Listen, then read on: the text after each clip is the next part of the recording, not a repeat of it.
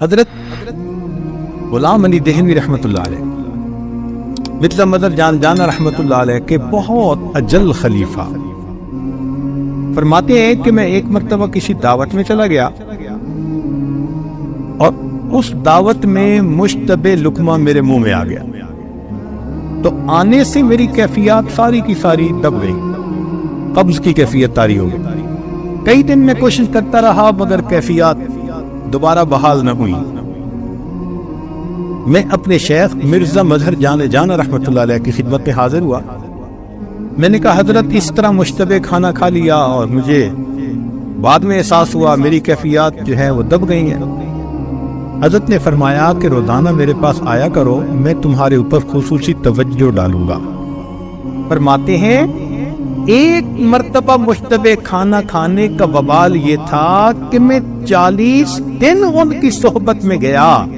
حضرت ایسی توجہ ڈالتے تھے، ہاتھی پہ ڈالتے تو برداشت نہ کر سکتا، اس کے بعد اس لقمے کی ظلمت میرے سینے سے دور ہوئی۔ 40 دن کے بعد ہم نے کبھی کھانا کھاتے ہوئے دیکھا؟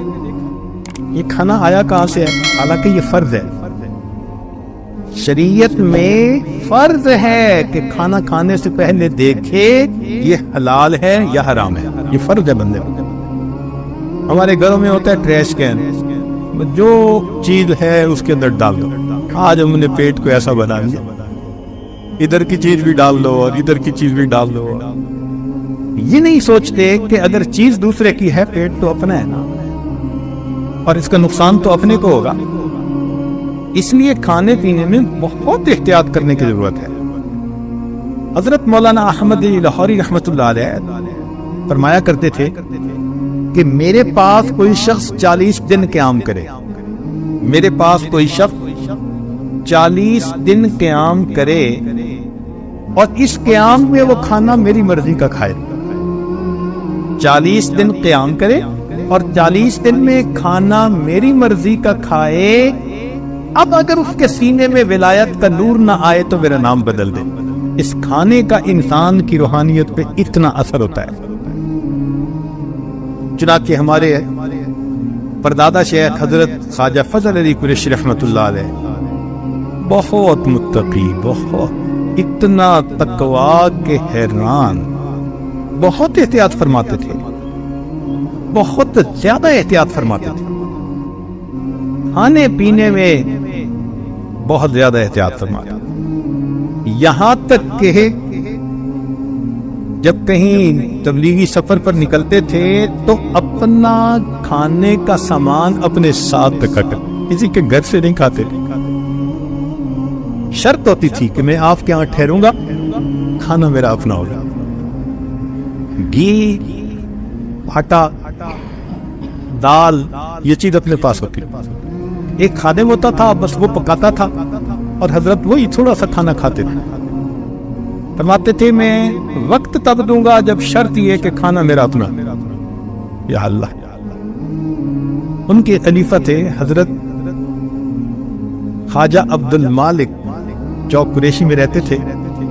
وہ فرمانے لگے کہ میں ایک دفعہ سفر میں حضرت کے ساتھ، حضرت نے مجھے فرمایا کہ دیکھو تم میرا کھانا پکاتے ہو مگر میں چاہتا ہوں کہ میرے کھانے کو کسی کبیرہ گناہ کرنے والے بندے کا ہاتھ نہ لگے۔ تو میں نے کہا جی بہت اچھا، میں خود کھانا پکاؤں گا۔ کہنے لگے میں کھانا سفر میں پکاتا رہا۔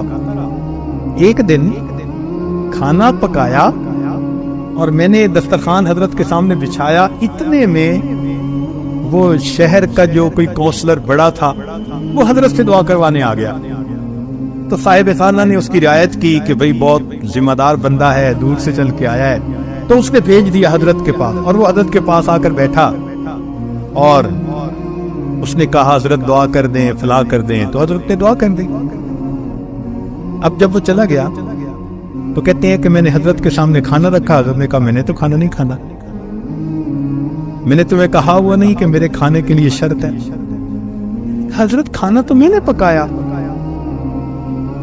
فرمان لگے نہیں، جب بہت دیر میں سوچتا رہا اور میں نے کہا کہ حضرت میں نے کسی کو ہاتھ نہیں لگانے دیا. فرمان لگے جب تم دسترخوان لگا رہے تھے تو کونسلر صاحب بیٹھے تھے, وہ داڑھی منڈے نے میرا کھانا اٹھا کے دسترخوان پہ رکھا. داڑھی منڈے شخص نے میرا کھانا اٹھا کے جو تم نے رکھا ہوا تھا وہ اٹھا کے دسترخوان پہ رکھا. میں اب کھانا نہیں کھاؤں. یا اللہ, ہماری سمجھ سے باہر ہے یہ چیز, لیکن ایسے بھی لوگ دنیا میں گزرے ہیں. اس کا نتیجہ کیا نکلا کہ ایک دن حضرت تشریف لائے تو بہت سارے لوگ آئے ہوئے تھے. حضرت کے ہاں 150, 200, 300 لوگ عمومی طور پر رہا کرتے تھے. بڑے بڑے اکابر, مولانا احمد علی ہر رحمۃ اللہ علیہ جیسے اکابر بھی وہاں جاتے تھے. ایک دفعہ حضرت تشریف لائے اور فرمانے لگے فقیرو, یہ الفاظ کہے فقیرو, پھر خاموش ہو گئے. اب لوگ سارے متوجہ کہ کیا کہتے ہیں, تو تھوڑی دیر خاموشی کے بعد کہنے لگے کہ یہ بتاؤ کہ اگر کوئی آدمی کہ پیٹ میں ہوا, ہاں ایک دن میرے پیٹ میں ہوا بند ہو گئی, نکلتی نہیں تھی, اور اتنی تکلیف کہ میں زمین کے اوپر لوٹ پوٹ ہونے لگ گیا. اتنی تکلیف تھی مجھے تو دن میں تارے نظر آنے لگ گئے, لگتا تھا میری جان ہی نکل جائے, اور میں لوٹ پوٹ ہوتا رہا. اب سارے حیران ہیں کہ یہ کوئی بتانے کی بات ہے جو حضرت صاحب سارے لوگوں کو بتا رہے ہیں کہ پیٹ میں ہوا بند ہو گئی اور نکل نہیں رہی تھی, اور میں لوٹ پوٹ ہو رہا تھا, اور مجھے تکلیف ہو رہی تھی, اور جان نکلنا نظر آ رہا. حیران دیکھ رہے اور حضرت کسی کو کھول رہے, مجھے اتنی تکلیف. اور یہ بات کر کے فرمایا کہ بتاؤ جو بندہ اپنے پیٹ سے گندی ہوا کے نکلنے کا محتاج ہو وہ کوئی بڑا بول سکتا ہے؟ یہ ساری جماعت حیران. جب یہ کہا کہ جو آدمی اپنے پیٹ سے گندی ہوا کے نکلنے کا محتاج ہو وہ کچھ بڑا بول سکتا ہے, تو سب نے کہا نہیں. فرمانے لگے تو اس لیے میں آج آپ کو تحدیث نعمت کے طور پر یہ سنا رہا ہوں کہ رات مجھے خواب میں نبی علیہ الصلوۃ والسلام کی زیارت نصیب ہوئی. نبی علیہ السلام نے ارشاد فرمایا فضل علی جیسے متبع سنت جماعت تو نے تیار کی ہے من حیث الجماعت دنیا میں موجود نہیں. یہ الفاظ پر اللہ اکبر کر, یہ تقویٰ تھا. اللہ کے آنکھ کو بولیت شنا فی ذکر تھے. ایک ایک سنت دیہاتی نوجوان بوڑھوں کو بھی سکھایا کرتے تھے. سنت کا اہتمام اتنا تھا کہ ایک نابینا حافظ صاحب ان کے ہاں ٹھہرے ہوئے تھے. جیسے بہت سارے لوگ آتے ہیں تو خانقاہ میں ٹھہرتے ہیں, مدتوں سے ٹھہرے ہوئے تھے.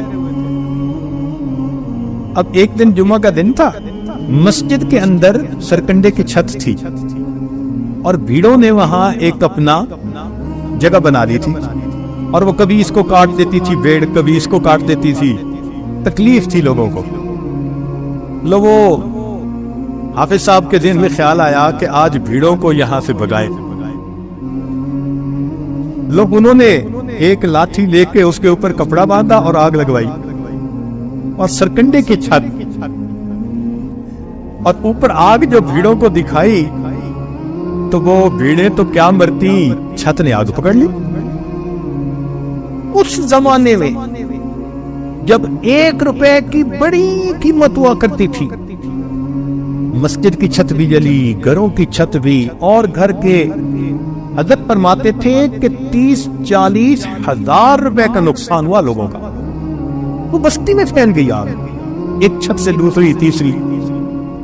خیر حضرت کو پتا چلا, آئے لوگ, پتہ کیا یہ کس نے کیا, جی وہ حافظ صاحب. تو حضرت خاموش ہو گئے, پر میں اللہ کو ایسے ہی منظور تھا, مقدر میں ایسا ہی تھا.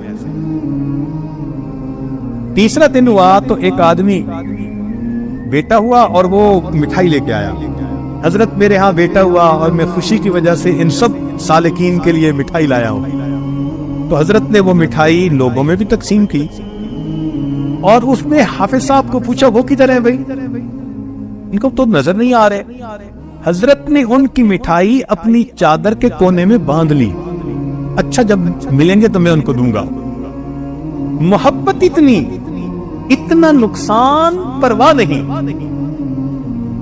مٹھائی تقسیم کی، ان کا نام لیا، پوچھا وہ کہاں ہے، ان کا جی ابھی تو موجود نہیں ہے۔ 2 دن 3 دن گزر گئے، اب وہ حافظہ مل نہیں رہے۔ وہ تو اصل میں آگ لگنے کے بعد وہاں سے قریبی ایک بستی میں جا کے چھپ گئے تھے۔ اللہ کی شان، ایک بندے نے جا کے حافظ صاحب کو بتایا کہ حافظ صاحب آپ یہاں چھپے ہوئے ہیں، اور حضرت صاحب تو 3 دن سے آپ کی مٹھائی اپنی چادر کی کونے میں باندھے پھرتے ہیں۔ تو حافظ صاحب کو تسلی ہو گئی کہ حضرت صاحب مجھ سے ناراض نہیں ہے۔ حافظ صاحب واپس آ گئے، حافظ صاحب واپس آ گئے۔ حضرت نے ان کو مٹھائی دی، وقت گزرتا گیا، 1 2 سال اور گزر گئے، اسی محبت پیار کے ساتھ رہے۔ ایک پھر جمعہ کا دن تھا، اس دن حافظ صاحب کو کیا خیال آیا کہ داڑھی کے بال کچھ ذرا بڑے ہیں، کچھ چھوٹے ہیں، میں برابر کر لوں۔ اب وہ نظر ان کی بالکل بند تو نہیں تھی، کچھ چھوٹی چھوٹی تھی، لیکن نابینا کہتے تھے لوگوں۔ اب وہ خود اپنی داڑھی کو برابر کرنے لگے تو کرتے کرتے داڑھی کو ایک مشت سے چھوٹا کر بیٹھے۔ جمعہ کی نماز حضرت نے پڑھائی، حافظ صاحب کو دیکھا تو بلا کے پوچھا صاحب یہ کیا ہوا؟ ان کا جی میں اس کو ذرا ٹھیک کرنے لگا تھا تو بس یہ تھوڑی سی چھوٹی ہو گئی۔ اسی وقت حضرت نے ان کا بستر ان کے سر پر رکھوایا اور خانقاہ سے ان کی چھٹی کروا دی۔ اتنا بڑا نقصان، چہرے پہ ملال نہیں۔ سنت کے بارے میں اگر اونچ نیچ ہوئی تو اسی وقت خانقاہ سے دھکا دے جاؤ، پھر تم آئے کس لیے ہو یہاں؟ اتنی سنت کی اتباع ہوتی تھی۔ آپ کے خلیفہ حضرت خواجہ محمد عبد المالک صدیقی رحمت اللہ علیہ، اللہ رب العزت نے ان کو امام العلماء والصلحاء بنایا۔